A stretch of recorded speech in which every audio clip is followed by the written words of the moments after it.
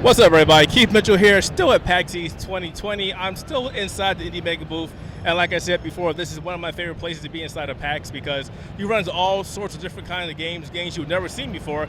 And I encountered a game which is called Until You Fall, which reminds me of a game I played back in the day when One Must Fall was a robot game. Have you played that, Dave? Yes, actually. Yeah, is that a sort of a play on that? So, not originally. Until You Fall was a name we arrived at pretty late, actually. Once we knew that the game was a roguelite and we wanted to make you feel powerful even across multiple attempts, we kind of realized, okay, so this is a game about dying and learning from your mistakes. And so death is an inevitability, so, this is a game where you fight until you fall. So let me back up a little bit real quick. So we jumped the gun a little bit, so that's how we do it here. Dave, go ahead and tell people who you are. Well, I'm Dave Bennett. I'm a senior game designer at Schell Games, and I'm the project director of Until You Fall. And I've been working there for about 7 years now, and Until You Fall, as we've already kind of alluded to, is our sword-fighting VR roguelite. And we've been working on this game for about 2 years now, and we launched it into early access in August of 2019. Okay, 2019, so it's on Steam right now, early access? Steam and the Oculus Store. Okay, cool.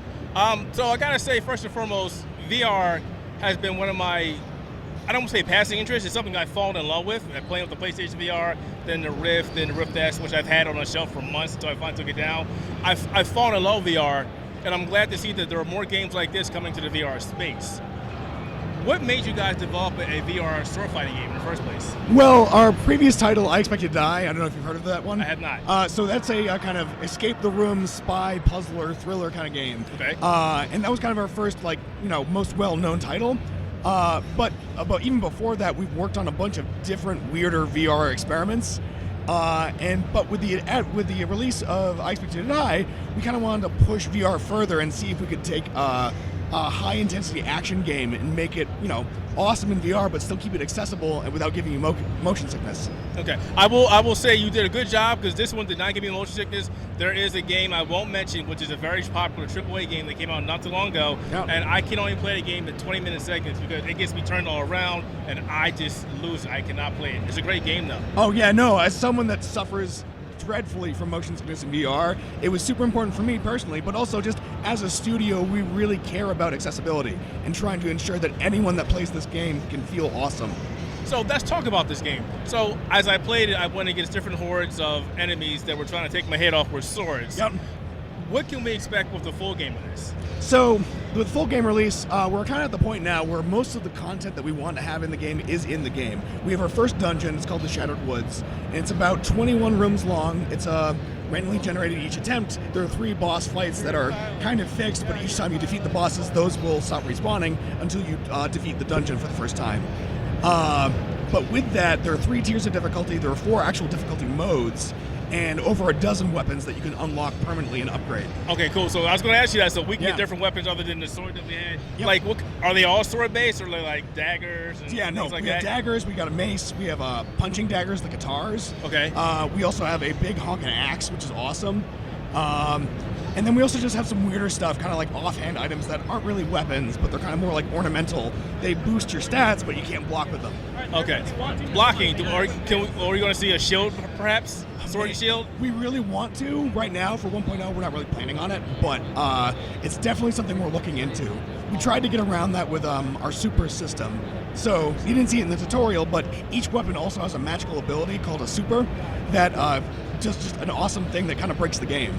So one of those things is Bulwark, which gives you a force field. Okay. One of the things I did like about the game is, as it eased me in, I was only fighting one-on-one, right? But then later on, I'm fighting people, and it's multiple people at once. And now you have to use your strategy, the controls to go forward, back up, look around, see who's around you, block certain directions, attack in other direction.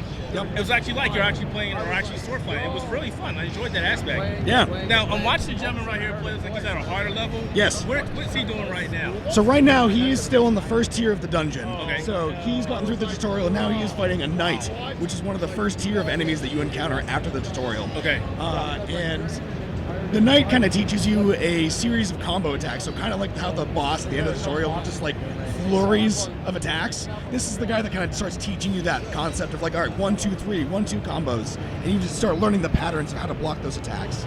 But when he's mentioning that, they put in the final boss in the game, and I got to the final boss, and the guy just shredded me doing multi-slash attacks, and I was like, what am I doing now? He totally kicked my ass. So that was interesting.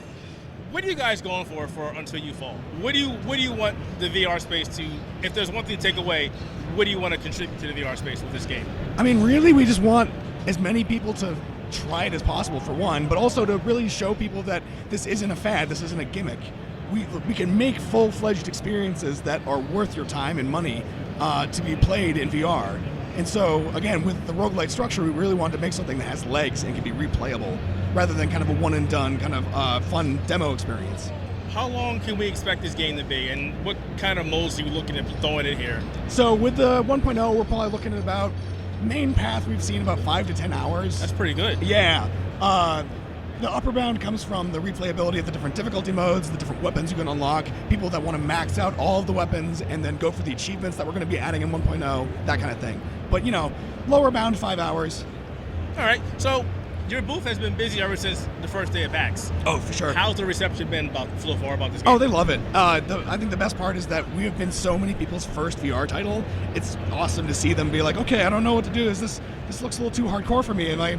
Can I play this? And then, of course, they get in there and then they become awesome. And you just see them flourish. Yeah, I'm just watching people line up. So let's talk about the VR space in general. What do you like about the VR space so far as the growth, as far as coming from a couple years ago, where people did think it was just a fad, but we've got Oculus now, we've got the PlayStation VR, we've got the HTC, Valve released their Index, which nobody can get because it's so expensive and or so sold out. want it. Yeah, people want it. So what do you think about the VR space now? I mean, it's at a weird point. I think the CEO of the company, Jesse Schell, actually said that this seems like a make or break year for VR, especially with the release of the Quest and the kind of very positive reaction to the Quest. Oh my God, the Quest! It's doing. I was one of the guys that picked. It was like, all right, I'm going to pick up the Rift S with the Quest. Yeah. And everybody's like, get the Rift S because the Rift S is going to have a premium experience. It's going to have better graphics because the PC. And then they had their Quest Link, yeah. And then that came out, and I'm like, wait. And then they stopped talking about the Rift S. And I'm like, come on, don't do that. Yeah, no, I mean, the future of VR definitely seems to be in the standalone headsets. And so it's the kind of thing where, as the price continues coming down and the ask on the consumer is a lot less, you don't need a computer and the headset to play the games. It'll be a lot more easy for players to actually just get in on it and try it.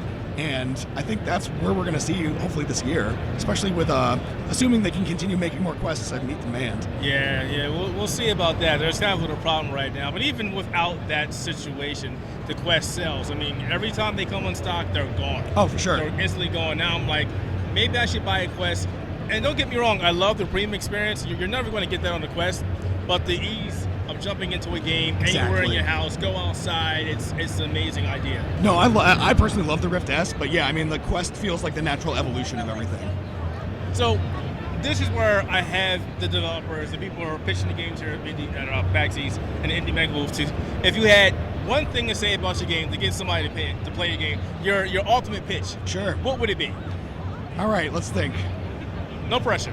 Yeah, no pressure. Not on the spot at all.